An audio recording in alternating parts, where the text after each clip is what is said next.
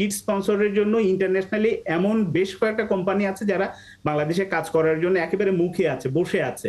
বললেই তারা চলে আসবে, টাকা দেবে। কিন্তু সেই কাজটা করছে না। এখানেও কিন্তু ওই ভদ্রলোকের বাণিজ্য বা নানান রকমই আছে।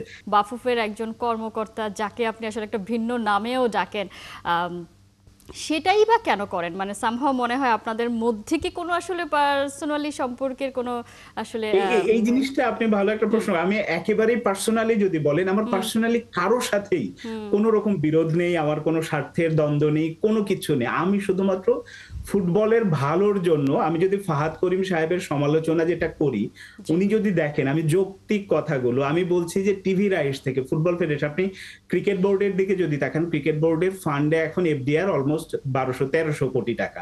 এই টাকাটার ম্যাক্সিমাম এসছে হচ্ছে টিভি রাইটস থেকে। কিন্তু আপনি যে বিজ্ঞাপন অন্যান্য বিষয় থেকে আসে তা না, টিভি রাইটস থেকে সবচেয়ে বড় ইনকামটা। তো বাংলাদেশের যে ফুটবল ম্যাচ এখন যেগুলো হচ্ছে, এই যে খেলাগুলো যারা দেখাচ্ছে বা যে টেলিভিশনে দেখাক, আমার এক্স ওয়াই জেড যাই দেখায়, এখান থেকে তো একটা বড় রেভিনিউ আর্ন করার কথা। সেটা কি হচ্ছে?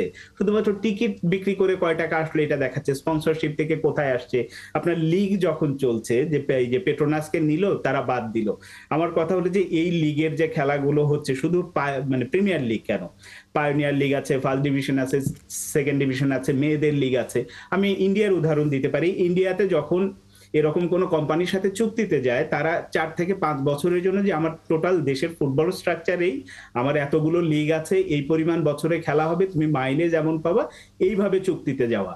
এবং সেই কাজগুলো কিন্তু এই ফাহাদ করিম সাহেবরা, তাবিদ আওয়াল সাহেবরা করতে পারতো, সেটা করছে না। এই কারণে আমি সমালোচনাটা করি।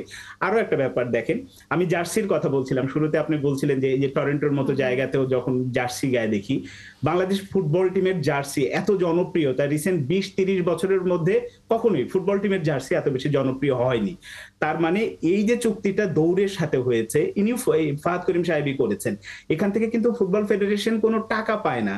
দৌড় শুধুমাত্র এই যে যে জার্সিটা, যে প্যান্টটা, যে মোজাটা, এইটাই দিচ্ছে, এর বাইরে কোনো টাকা দেয় না। কিন্তু দুনিয়ার কোথাও আপনি নেপাল বলেন, ভুটান বলেন, মালয়েশিয়া বলেন, ইন্ডিয়া বলেন, যে দেশেরই বলবেন না কেন, কিড স্পন্সর হিসেবে যারা থাকে সেখান থেকে বড় অঙ্কের টাকা আর্ন করে ওই দেশের ফুটবল ফেডারেশন। এখন ফাহাদ করিম সাহেব বলবেন যে আমাদের আসলে এখনো তো ব্র্যান্ড ভ্যালু তৈরি হয়নি, এই কারণে। আমার কথা যে হ্যাঁ, আমি আপনার যুক্তিতে একমত, মেনে নিলাম ফাহাদ করিম সাহেব, যে আপনি বুঝতে পারেননি যে এতটা ব্র্যান্ড ভ্যালু বেড়ে যাবে হামজার কারণে। যদি না বুঝে থাকেন, 1 বছরের চুক্তি 1 বছর পার হয়ে গেছে, আপনি চুক্তি এখন থামান। নতুন করে দৌড়ের সাথে যদি চুক্তিতে আসতে হয়, দৌড়কে বলেন যে ভাই আমাকে বছরে হয়তো 2 কোটি কিংবা 3 কোটি টাকা দিতে হবে, তুমি যদি পারো তাহলে আসো, নইলে আমি অন্য স্পন্সর দেখবো।